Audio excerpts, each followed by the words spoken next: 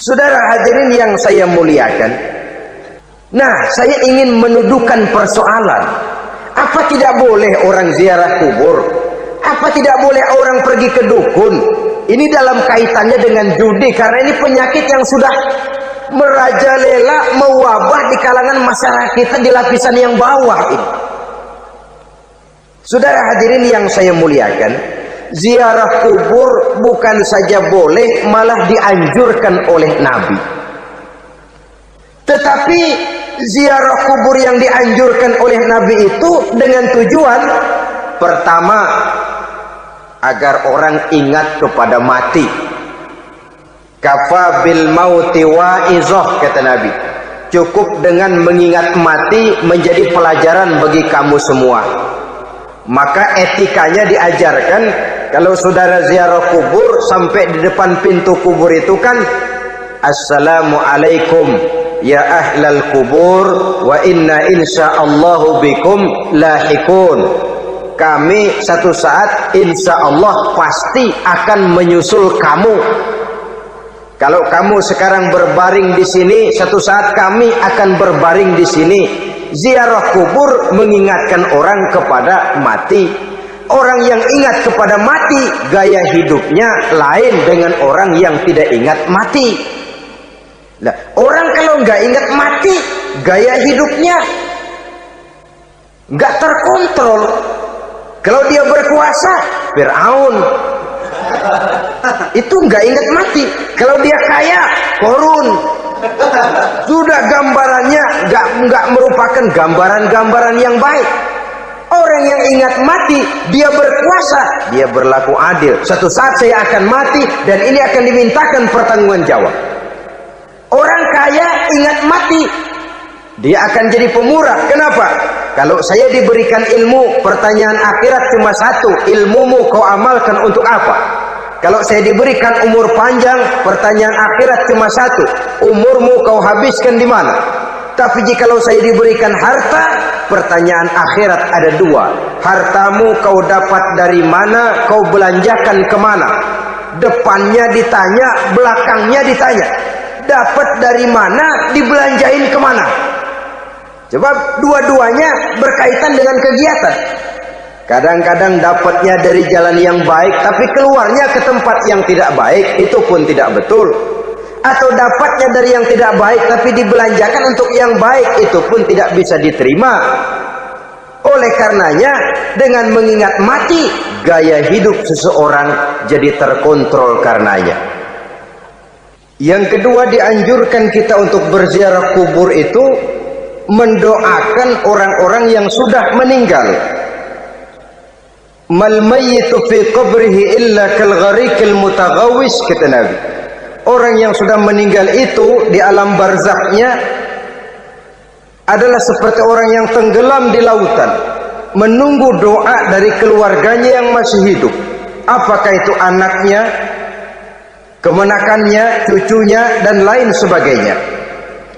Adapun yang kalau kita ziarahi itu kuburnya orang-orang yang kita tahu merupakan orang soleh, orang yang berjiwa bersih, yang kita kenal ketakwaannya kepada Allah Subhanahu wa ta'ala, tidak ada salahnya kita bertabarruk, asal jangan dengan satu keyakinan bahwa dia secara mandiri bisa mendoakan kita.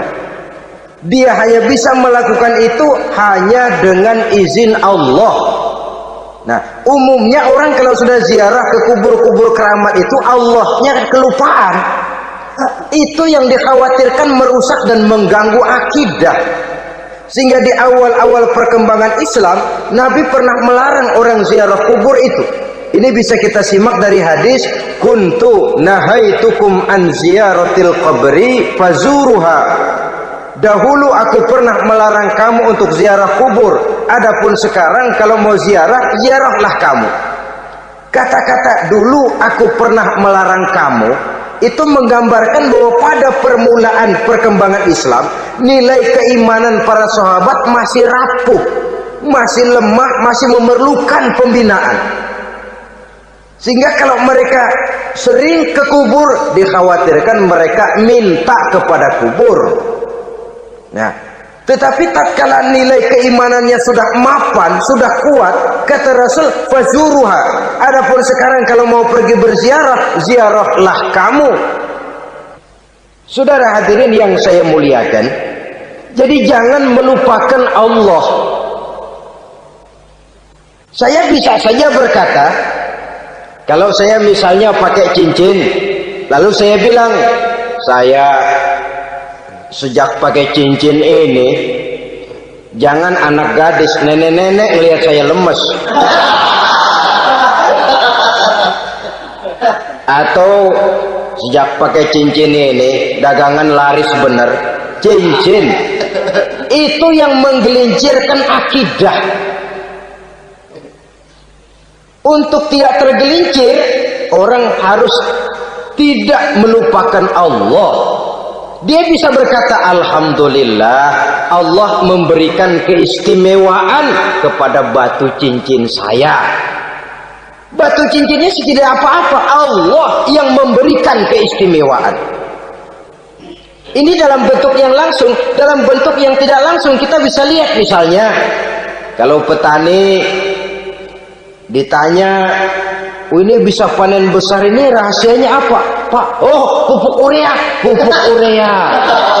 Nah, Allah nomor 16. Seorang petani yang baik keimanannya, dia akan berkata, kami bisa panen besar karena izin Allah. Lah, kalau pupuknya mah pakai pupuk urea, izin Allahnya dulu, baru kemudian pupuknya nyusul. Jadi sebenarnya bukan cuma pergi ke dukun yang bisa merusak keimanan, pergi ke dokter juga bisa loh merusak keimanan. Kalau berkeyakinan bahwa dokter itulah yang memberikan sembuh, kenapa akidah saudara tidak tergelincir karenanya? Dokter hanya memberikan obat dan resep, sembuh itu datangnya dari Allah. Ini yang diungkapkan lewat lisan Nabi Ibrahim alaihissalam, wa idza maridtu fahuwa yashfini. Apabila aku sakit, dialah Allah yang memberikan sembuh. Memberikan sembuh. Jangan juga menyalahartikan ayat ini. Ada ayat begini sakit terus nekat. Udah nggak usah berobat dah, memang penyakit dari Tuhan, ntar waktunya baik ya baik dah. Udah ampeg terus dah. Orang yang berobat saja belum tentu sembuh, apalagi yang tidak berobat. Sama juga orang nggak sembahyang kita ajakin ngotot, lu juga yang sembahyang belum tentu masuk surga katanya. Lah yang sembahyang belum tentu masuk surga, bagaimana cengoran lu yang nggak sembahyang?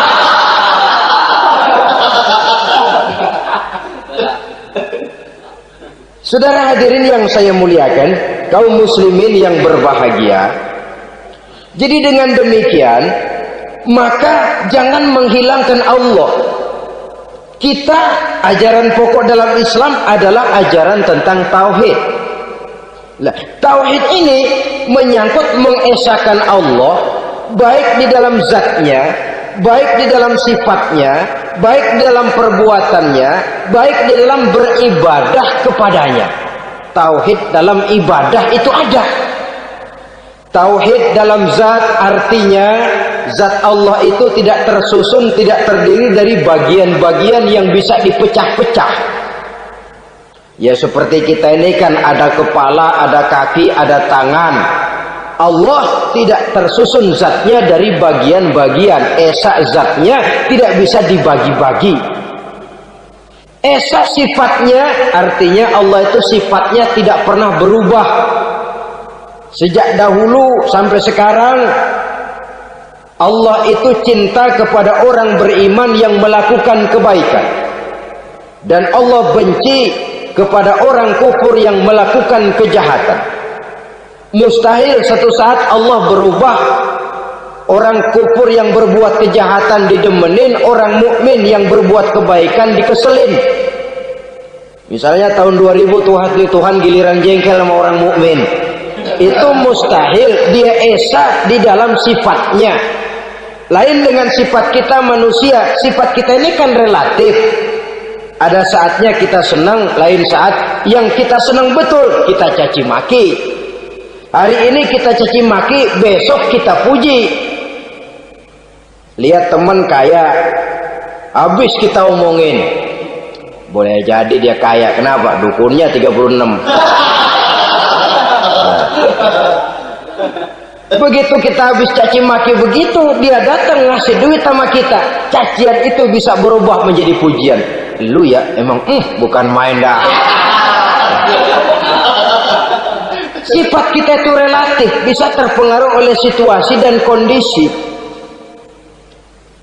Saudara hadirin yang saya hormati, kaum muslimin yang berbahagia, Allah juga esa di dalam perbuatannya. Artinya di dalam menciptakan apapun yang akan diciptakan oleh Allah, di dalam melakukan apapun yang akan dilakukan oleh Allah, tidak terikat kepada faktor lain, tidak memerlukan bantuan lain.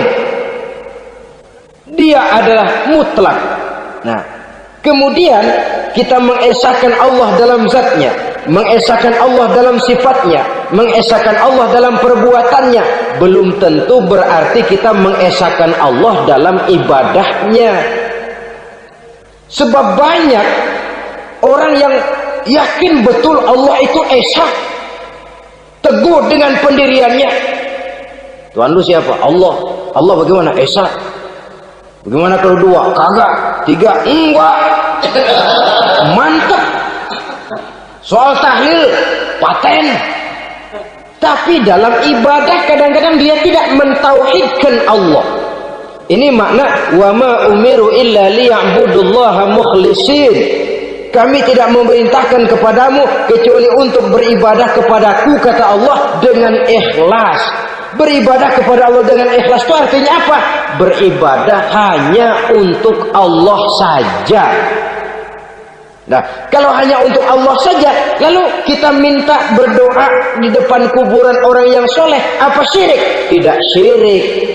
Kalau kita berkeyakinan bahwa orang tempat kita memanjatkan doa itu hanya bisa mendoakan kita dengan izin Allah.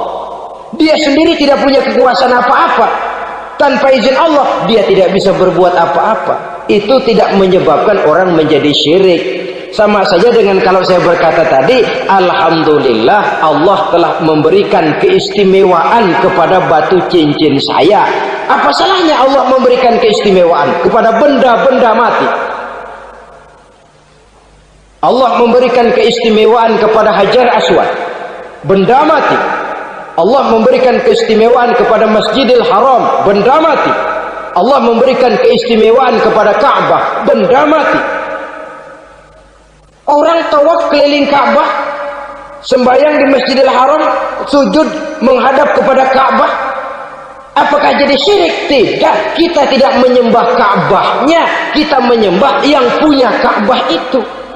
Nah, di sini kita lihat bahwa fungsi Ka'bah hanya merupakan wasilah.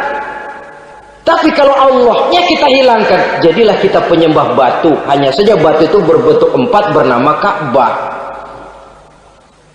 Sa'i, orang yang melaksanakan haji, lari-lari antara Safa dan Marwah, amalan apa itu?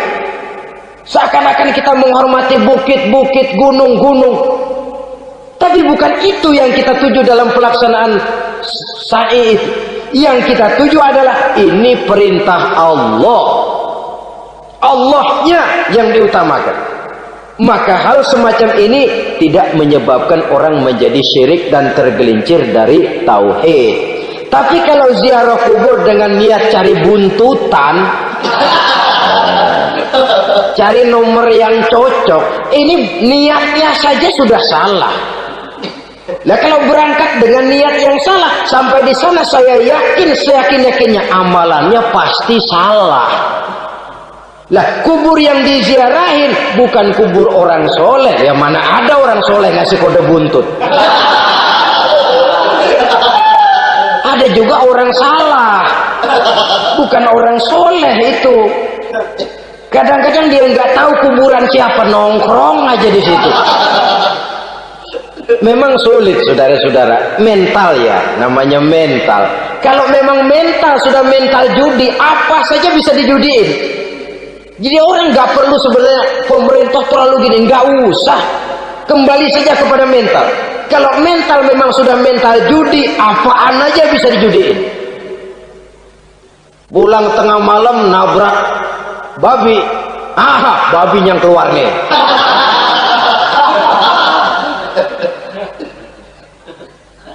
Mobil lewat nomornya bisa dijudiin. Bajai lewat bajai bisa dijudiin. Mental. Kalau memang mental sudah mental judi, apapun saja bisa dijudikan. Saudara hadirin yang saya muliakan, lalu bagaimana dengan dukun? Ya, saudara hadirin, pergi ke dukun hakikatnya sama dengan pergi ke dokter. Orang berusaha melaksanakan yang namanya syariat, hakikatnya kembalikan kepada Allah. Syariatnya kita laksanakan. Tetapi, nah ini tetapi, yang pertama saudara harus tahu betul dukunnya itu bayang apa enggak, agamanya kuat apa enggak. Sebab ya tentu tidak ada dukun yang jelek, karena pada umumnya penyakit dukun itu kan nyohor, iklan lewat koleha-kolehanya. Kita bisul kecil datang, kata dukun, ini si kecil kemarin bisul kayak kelapa 5 menit baik. 5 menit padahal kemarin kagak ada yang datang. Diolah sedemikian rupa supaya orang mantap. Jadi jangan asal sembarangan. Kadang-kadang lihat potongan dukunnya aja kita ngeri. Mukanya sudah kremot, nggak pernah tersentuh air wudhu. Jangankan air wudhu, mandi aja jarang. Yang kayak begini yang dipegang mati-matian, yang dipercayai habis-habisan, akan kita kemanakan tauhid kita ini? Apalagi kalau perginya sudah dengan niat mencari nomor yang jitu. Itu saya katakan lagi tadi, berangkat saja sudah dengan niat yang salah. Orang berusaha silahkan. Sama juga kita ke dokter. Oleh dokter kan setelah diperiksa penyakit kita, lalu dianalisa, oh ini penyakitnya ini. Kemudian diberikan obat. Lah, obat itu kan tentu ada aturan minumnya tuh. Yang kapsul ini sehari 3 kali, yang tablet ini sehari 2 kali. Kalau kita minumnya kelebihan, overdosis namanya. Saking pengen cepet baik, sekali minum 10 tablet. Ya memang nggak sakit-sakit lagi, tapi nggak hidup sudah. Habis. Kita pun dalam melaksanakan amalan hidup beragama begitu.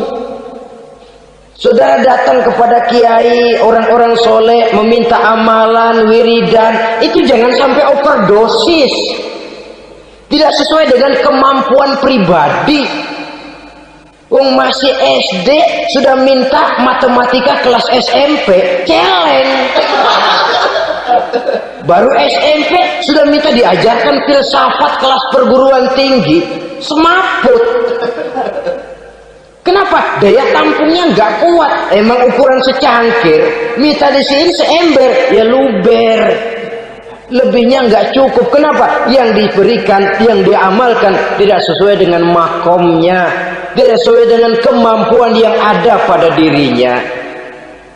Saudara hadirin yang saya muliakan, akhirnya apa? Mencelakakan dirinya sendiri, ngawur. Baru sembahyang seminggu udah ngaku ketemu malaikat. Sembahyang ditemenin malaikat lah, sembahyang baru seminggu mulai tuh malaikat iseng amat. Ya walaupun kalau Allah izinkan tidak mustahil, tapi kan tidak logik. Orang yang melaksanakan ibadah puluhan tahun memerlukan riyadhah dan latihan, khusyuk dan tawadhu, penuh tazallul, merendahkan diri di hadapan Allah, belum tentu mendapat karunia yang semacam itu. Saudara hadirin yang saya muliakan, jadi dengan kata lain, yang pertama lihatlah dulu kualitas dukun yang akan saudara datangi itu. ini kualitas black apa kualitas white, aspal apa cat putih, sehingga jangan sampai kita salah pilih. Sebab biasanya orang kalau sudah hanyut di kali, rumput pun dia pegangin. Dia tahu kalau rumput tidak akan bisa menahan bobot badannya, tapi karena posisinya posisi terjepit, rumput pun dia pegang. Ini satu gambaran psikologis betapa orang dalam keadaan panik, kepepet, kejepit, yang tidak mestinya dipegang pun akan dipegangnya juga. Walaupun dia tahu itu tidak akan bisa menahan bobot badannya, namun dipegangnya juga. Oleh karenanya, yang pertama, lihat dulu kualitas dukunnya. Yang kedua, saudara-saudara, jangan berkeyakinan bahwa dukun itulah yang memberikan permintaan saudara. Si dukun hanya bisa dengan izin Allah. Malas berusaha. Orang kalau sudah terlalu asik berkhayal, menghitung bintang di langit, malas berusaha. Kalau ada temannya kerja jadi buruh kasar, bawa hasil yang merupakan jeripaya dan peras keringat dia, satu minggu bergaji 10-15 ribu, diketawain. Apaan gaji lu 10 ribu 15 ribu, entar gua nih kalau tembus 100 juta entar. Yang 10 ribu dan 15 ribu keringat orang itu dihina, itu dicela, tetapi dia selalu menghitung, entar nih gua, entarnya wallahu a'lam. Saudara hadirin yang saya muliakan, timbullah sikap malas padahal di tengah negara sedang membangun di berbagai bidang kehidupan. Maka sifat malas ini merupakan musuh kita, baik mengejar kemiskinan, baik mengejar kebodohan dan keterbelakangan kita di sektor-sektor lainnya. Alangkah akan terganggunya roda pembangunan di negara kita ini jikalau sebagian besar rakyat dihinggapi oleh penyakit malas, yang malas ini dilatar belakangi oleh penyakit tulul amal, terlalu muluk angan-angan, yang angan-angan ini dininabobokan oleh keinginan untuk mendapatkan untung yang besar tanpa peras keringat dan banting tulang. Sasaran yang lebih jauh, dan ini yang paling kita khawatirkan, hancurnya kubu-kubu pertahanan moral daripada bangsa kita. Kita sependapat bahwa lebih penting daripada membangun jembatan adalah membangun manusia yang membangun jembatan. Bahwa lebih penting daripada mengaspal jalan raya adalah membangun mental manusia yang melaksanakan pengaspalan itu. Dengan kata lain, membangun dan mempersiapkan manusia pembangunan. Tanpa itu, maka saya merasa khawatir kalau nanti kita tidak akan sampai kepada target yang kita harapkan oleh karena kandas di tengah jalan. Saudara-saudara kaum muslimin rahimakumullah, Islam sebagai agama yang mengajarkan manusia untuk berusaha dan mengeluarkan segala kemampuan untuk melaksanakan segala usahanya itu, sangat membenci sifat malas, sangat membenci sifat tulul amal atau panjang angan-angan.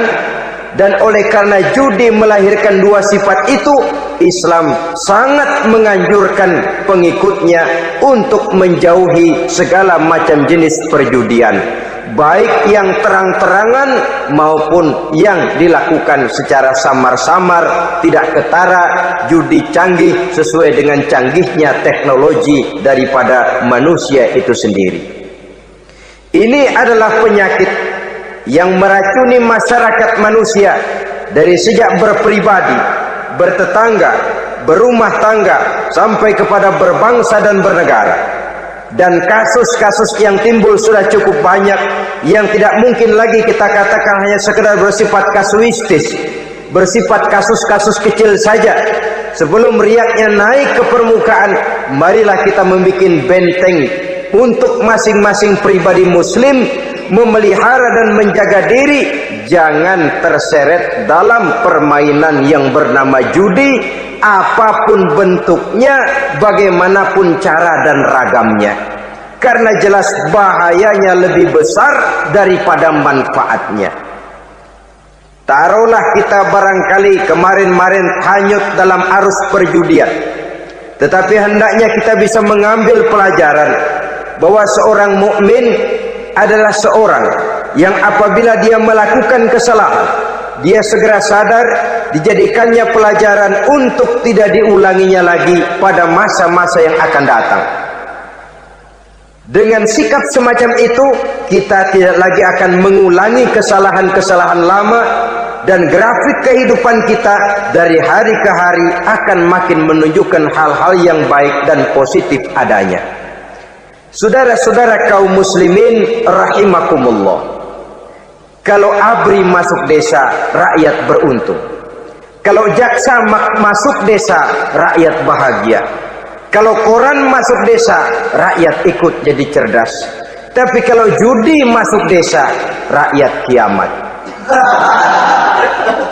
Pembangunan akan terbengkalai, roda perekonomian akan lesu, karena mestinya orang membelanjakan uang untuk sesuatu yang dia perlukan, akhirnya dia belanjakan untuk sesuatu yang dia tidak perlukan, karena gambaran, khayalan akan mendapat keuntungan yang jauh lebih besar lagi.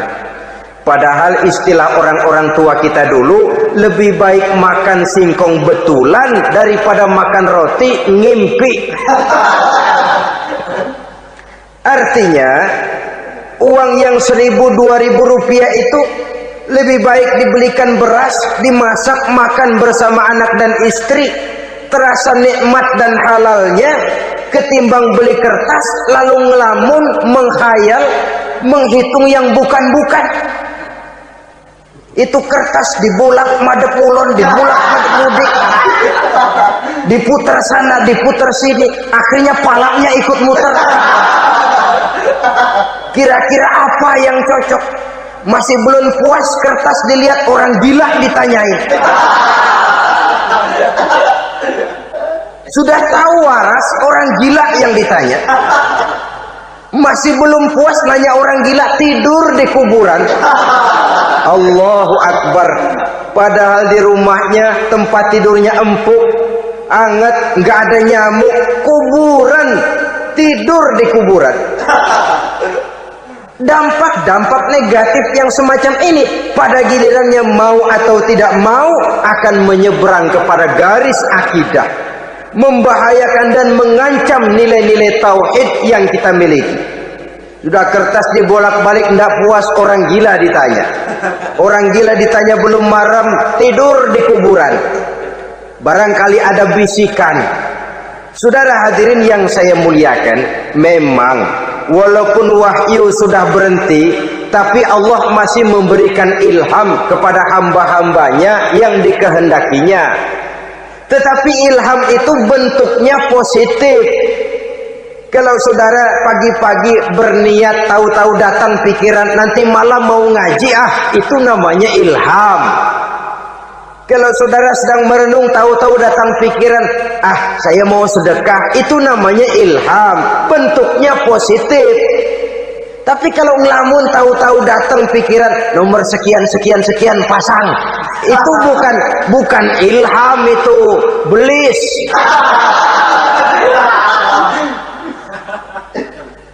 Saudara hadirin yang saya muliakan, tidak puas tidur di kuburan, cari yang lebih paten lagi, dukun ditanya. Nah, saya ingin menuduhkan persoalan. Apa tidak boleh orang ziarah kubur? Apa tidak boleh orang pergi ke dukun? Ini dalam kaitannya dengan judi, karena ini penyakit yang sudah merajalela, mewabah di kalangan masyarakat kita di lapisan yang bawah ini. Saudara hadirin yang saya muliakan, ziarah kubur bukan saja boleh, malah dianjurkan oleh Nabi. Tetapi ziarah kubur yang dianjurkan oleh Nabi itu dengan tujuan pertama, agar orang ingat kepada mati. Kafa bil mauti wa'izah, kata Nabi. cukup dengan mengingat mati menjadi pelajaran bagi kamu semua. Maka etikanya diajarkan, kalau saudara ziarah kubur sampai di depan pintu kubur itu kan, Assalamualaikum ya ahlal kubur wa inna insyaallahu bikum lahikun. Kami satu saat insya Allah pasti akan menyusul kamu.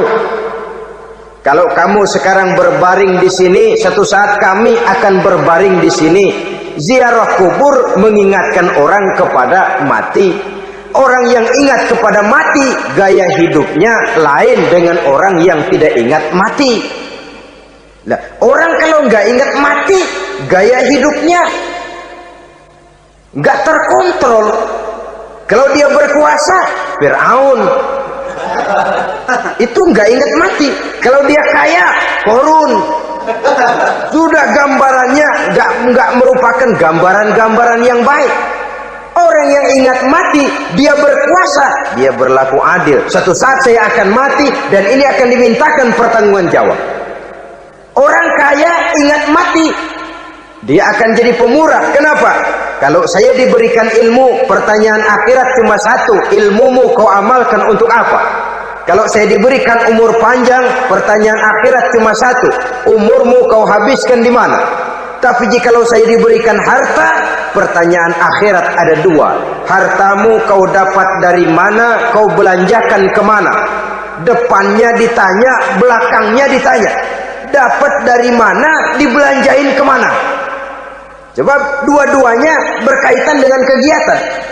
Kadang-kadang dapatnya dari jalan yang baik, tapi keluarnya ke tempat yang tidak baik, itu pun tidak betul. Atau dapatnya dari yang tidak baik, tapi dibelanjakan untuk yang baik, itu pun tidak bisa diterima. Oleh karenanya, dengan mengingat mati, gaya hidup seseorang jadi terkontrol karenanya. Yang kedua, dianjurkan kita untuk berziarah kubur itu mendoakan orang-orang yang sudah meninggal.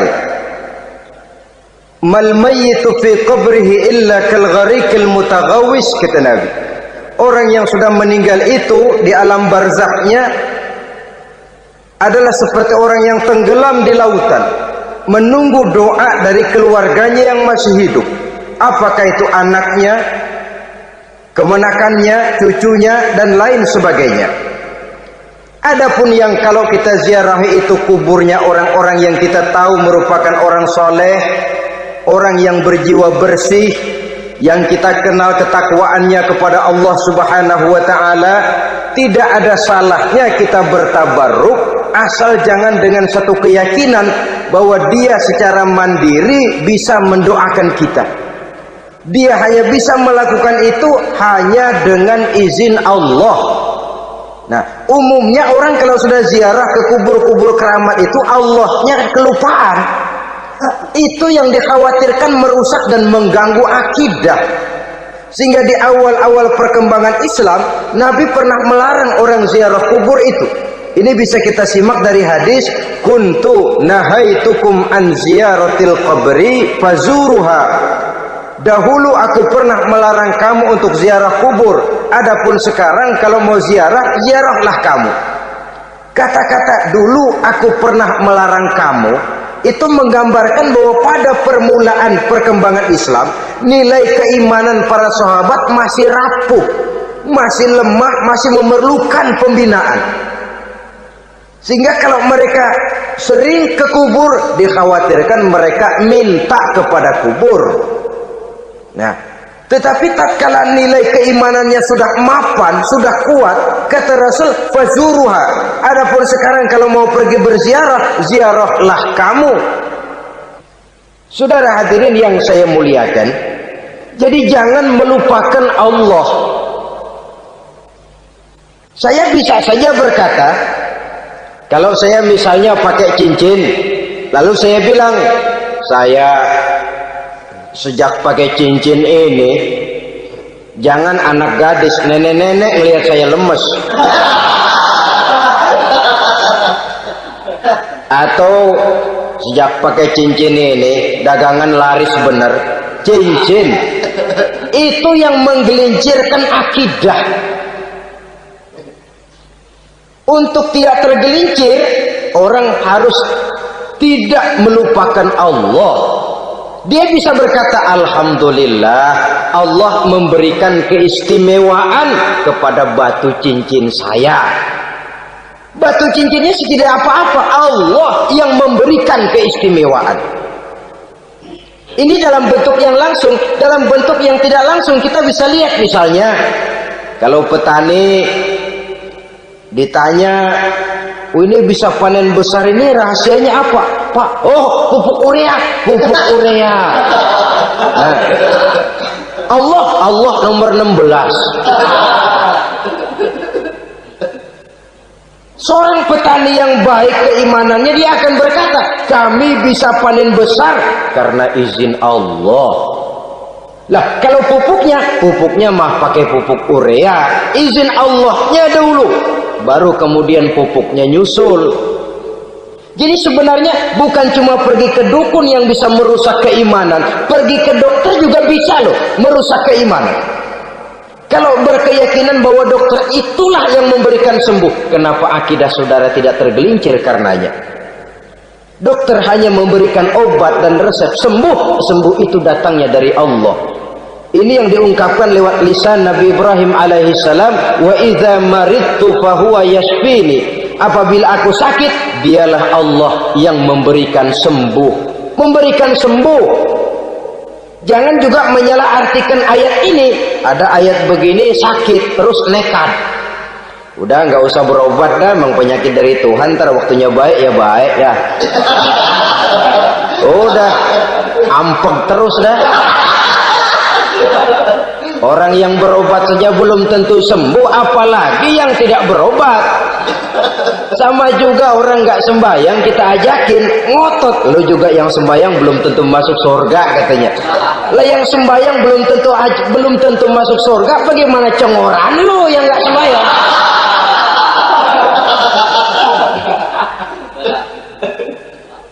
Saudara hadirin yang saya muliakan, kaum muslimin yang berbahagia. Jadi dengan demikian, maka jangan menghilangkan Allah. Kita, ajaran pokok dalam Islam adalah ajaran tentang tauhid. Nah, tauhid ini menyangkut mengesahkan Allah, baik di dalam zatnya, baik di dalam sifatnya, baik di dalam perbuatannya, baik di dalam beribadah kepadanya. Tauhid dalam ibadah itu ada. Tauhid dalam zat artinya zat Allah itu tidak tersusun, tidak terdiri dari bagian-bagian yang bisa dipecah-pecah. Ya seperti kita ini kan ada kepala, ada kaki, ada tangan. Allah tidak tersusun zatnya dari bagian-bagian. Esa zatnya tidak bisa dibagi-bagi.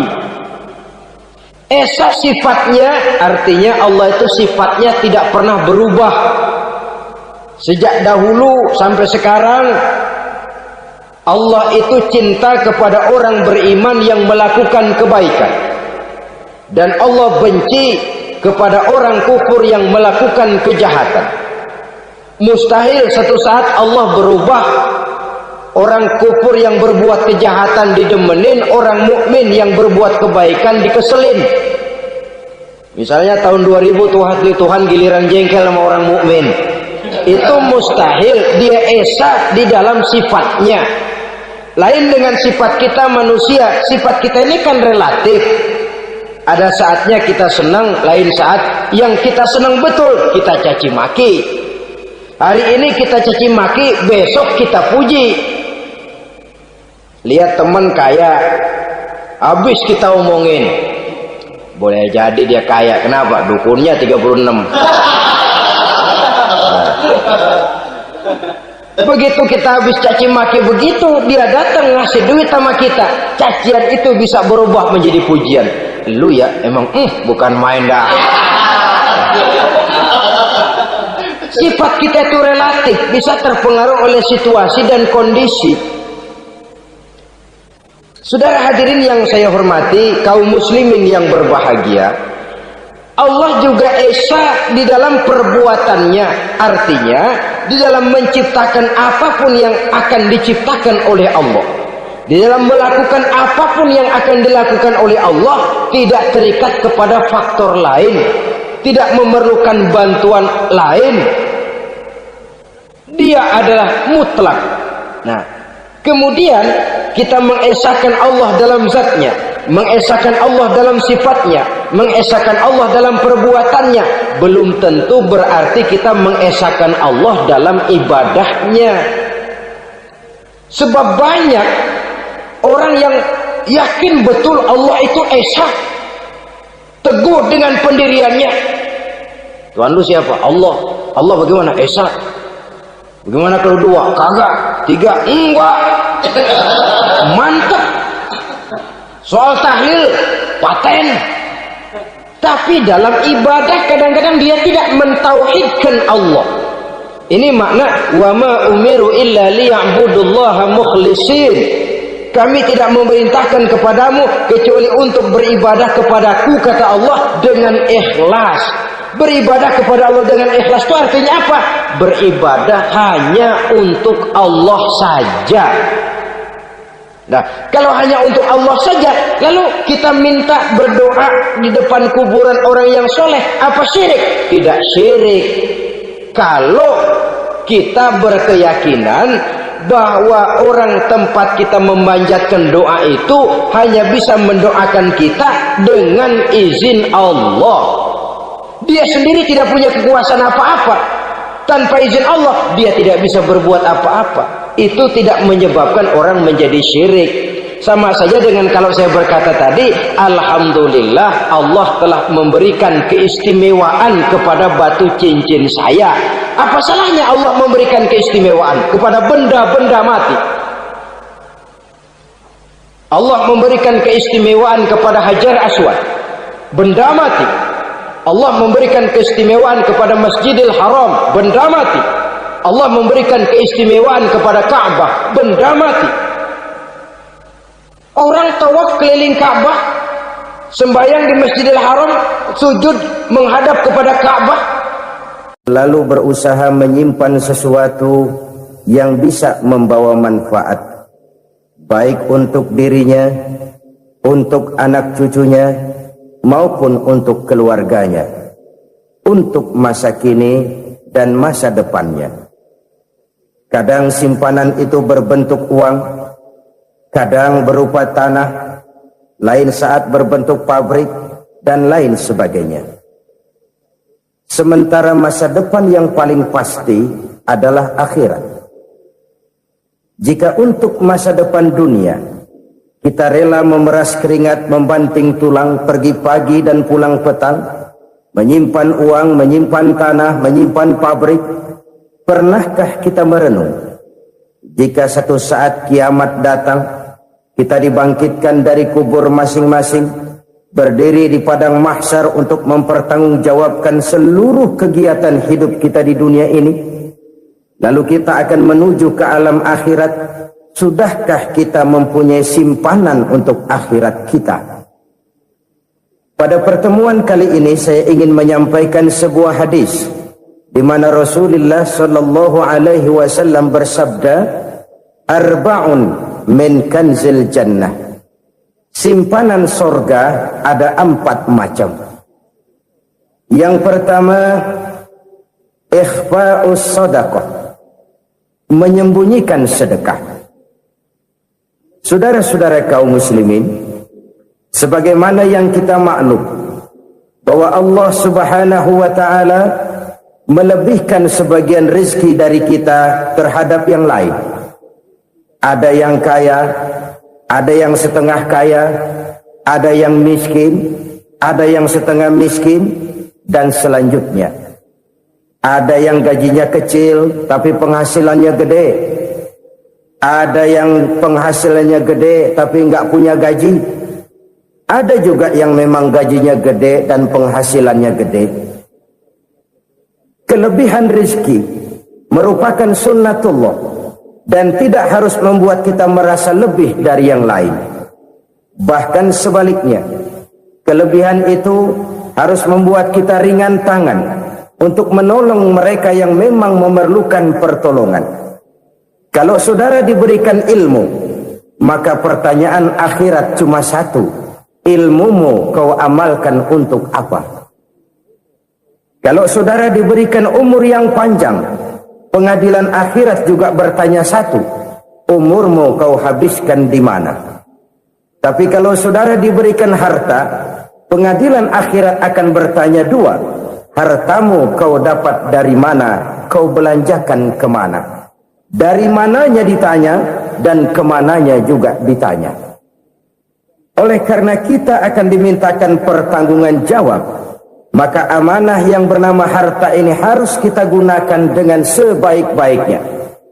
Ada penggunaan yang merupakan kewajiban, itu zakat namanya. Ada penggunaan yang sewaktu-waktu, itu infak namanya. Ada yang lebih sewaktu-waktu lagi, dan itu sedekah namanya. Zakat dia terikat oleh haul dan nisab, oleh putaran batas waktu dan ukuran dari harta itu sendiri.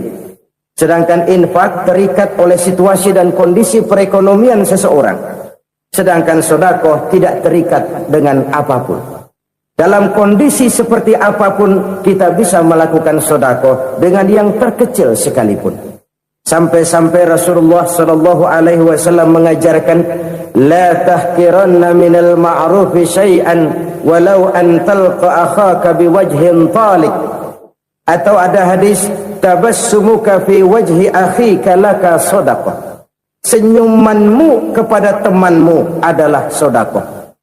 Jadi untuk melakukan sedekah tidak harus dalam berbentuk uang. Dengan ilmu kita bisa sedekah, dengan tenaga kita bisa bersedekah, dengan pikiran kita bisa bersedekah, bahkan senyum kepada teman itu pun sedekah. Jadi kalau sedekah dengan uang memang belum punya uang, nyengir aja banyakin. Itu asal pada tempatnya, jangan lalu ketemu tiang listrik cengengesan. Tentu tidak pada tempatnya dan tidak wajar.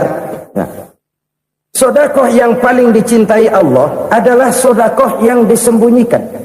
Artinya jauh dari sifat riya. Kan kadang-kadang ada orang sedekah itu disebutkan namanya. Apa tidak bagus? Kalau memang niatnya ikhlas, ya bagus-bagus saja. Untuk memberikan sugesti kepada yang lain. Si Fulan bin Fulan nyumbang sekian, diumumkan. Boleh kalau niatnya untuk memberikan rangsangan kepada yang lain supaya dia menyumbang lebih besar dari orang tadi. Tapi kalau itu mendatangkan riya, maka sedekah yang paling dicintai Allah adalah sedekah yang disembunyikan. Tangan kiri saja tidak tahu apa yang diberikan oleh tangan kanan. Sedekah yang dilakukan dengan ikhlas akan merupakan perbendaharaan surga, tersembunyi dari pandangan orang lain, tidak seorang pun tahu. Karena memang sikap yang baik adalah melupakan kebaikan dan mengingat kesalahan. Itu salah satu ciri orang bahagia. Orang yang selalu mengingat kesalahannya dan berusaha melupakan segala kebaikannya. Kalau dia akan berada kebaikan, dia tidak bisa ikut, dia merasa rugi karena dia merasa belum pernah berbuat baik. Tapi kalau akan melakukan kesalahan baru, dia ingat kesalahan yang sudah-sudah, sehingga terhalang baginya untuk melakukan satu kesalahan baru. Demikianlah saudara-saudara, bahwa Allah melebihkan rizki sebagian kita dari yang lain, agar terjadi tolong-menolong dalam kehidupan ini. Jadi kesenjangan yang nature, kesenjangan yang alami, itu sunnatullah. Ada yang kaya, ada yang miskin, ada yang kelas menengah. Nah, kenapa lalu sekarang kita berusaha mengentaskan kemiskinan? Oleh karena adanya kesenjangan struktural. Kalau yang kaya bisa semakin kaya, kenapa yang miskin tidak bisa naik jadi ikut sedikit kaya? Sebab pada dasarnya Islam adalah agama yang sejak turunnya sudah berupaya memerangi kemiskinan. Bahkan dikatakan kemiskinan itu mendekatkan kepada kekufuran. Orang kalau miskin udah dekat banget sama kafir. Gampang menjadi kafir. Berapa banyak saudara-saudara kita yang oleh karena soal perut, oleh karena soal materi, terpaksa meninggalkan dan menanggalkan akidahnya. Menjual petunjuk yang diberikan Allah dengan kesenangan dunia yang cuma sebentar ini. Na'udzubillah, tsumma na'udzubillah. Jadi makin kita sembunyikan sedekah, semakin banyak perbendaharaan kita di surga. Sedekah yang paling dicintai Allah adalah sedekah yang disembunyikan. Malahan ada seorang sufi, dia punya kebiasaan kalau pergi sholat Jumat dia bawa uang, itu uang dia taruh di bawah tikar masjid. Dia niat sedekah kepada siapa saja yang nemuin itu duit. Maksudnya apa? Supaya yang nemuin nggak tahu siapa yang punya duit. Demikian dia saking ingin menyembunyikan sedekahnya. Karena sifat riya itu bisa memakan amal kita sendiri. Riya itu termasuk menyebut-nyebut kebaikan kita. Orang yang suka nepuk dada, sedikit-sedikit ngitungnya kalau nggak gua. Tuh kalau nggak gua tuh. Tuh yang belas itu kalau nggak gua. Iya kalau nggak lu kenapa emang? Orang yang suka menepuk jasad, tuh biasanya memang begitu saudara-saudara. Kalau perang lagi berkecamuk, orang nggak sempat ngaku jadi pahlawan. Tapi begitu perang selesai, yang kagak kenal bedil ngaku pahlawan, mas. Itu sesuatu yang biasa. Oleh karenanya, orang-orang yang ikhlas dalam bersedekah, disembunyikannya sedekah itu, Allah cinta betul. Malahan ada hadis memberikan jaminan, inna sedaqatal mar'il muslimi tazidu fil umri wa tadfa'u mitatas su'i. Sesungguhnya sedekahnya seorang mukmin tazidu fil umri, bisa menambah umur panjang. Wa tadfa'u mitatas su'i, dan menyelamatkan manusia dari mati secara su'ul khatimah. Jadi siapa yang kepengen panjang umur, banyaklah sedekah. Yang bosan hidup, pelit terus. Sedekah menambah panjang umur dan menyelamatkan manusia dari mati secara su'ul khatimah. Pak, katanya umur itu nggak bisa ditambah, nggak bisa dikurangin. Kapan? Kalau ajal sudah datang. Fa idza jaa ajaluhum la yastakhiruna sa'atan wa la yastakdimun. Kalau ajal datang tidak bisa dimajukan, tidak bisa dimundurkan. Itu kalau ajal sudah datang. Tidak bisa lagi umur ditambah dikurangi, sudah datang. Tapi kalau belum datang, itu kan haknya Allah. Mau ditambah, mau dikurangi, hak prerogatif Allah. Sebagai pencipta manusia, Allah Maha Kuasa dan Maha Mampu. Sedekah ini menambah panjang umur dan menyelamatkan manusia dari mati secara su'ul khatimah. Itu orang mati kan sama ya, kondisinya mati, nggak nafas. Tapi hakikat mati kan lain-lain. Ada yang mati itu husnul khatimah, baik akhirnya. Misalnya lagi ngaji mati, lagi sholat mati, lagi sedekah mati. Ini yang dinamakan dengan husnul khatimah, baik di akhirnya. Sebaliknya ada yang su'ul khatimah, jelek di akhirnya. Ini yang jadi catatan akhir. Lagi nyekek botol, mampus. Lagi banting kartu, modar. Su'ul khatimah, jelek pada akhirnya. Sedekah menyelamatkan manusia dari mati secara su'ul khatimah. Dan kita semua kepengen mendapat husnul khatimah, jauh dari su'ul khatimah. Oleh sebab itu yang bisa menyelamatkan kita dari penyakit itu antara lain adalah sedekah yang disembunyikan. Yang dikerjakan dengan ikhlas karena Allah. Tidak karena kepengen dipuji orang, tidak karena ingin dikatakan orang pemurah, sebab orang dermawan itu orang yang memberi tanpa harus diminta. Kalau masih harus diminta, ya belum dermawan namanya, masih harus diminta. Kalau nggak diminta ya tulus, lolos, polos. Saudara-saudara kaum muslimin rahimakumullah. Harta adalah amanat dan akan kita pertanggungjawabkan. Allah melebihkan rizki sebagian kita dari yang lain agar kita saling tolong menolong, bantu membantu. Nabi janjikan siapa yang meringankan beban saudaranya muslim di dunia, Allah akan meringankan bebannya di akhirat nanti. Sebuah jaminan dari baginda Nabi.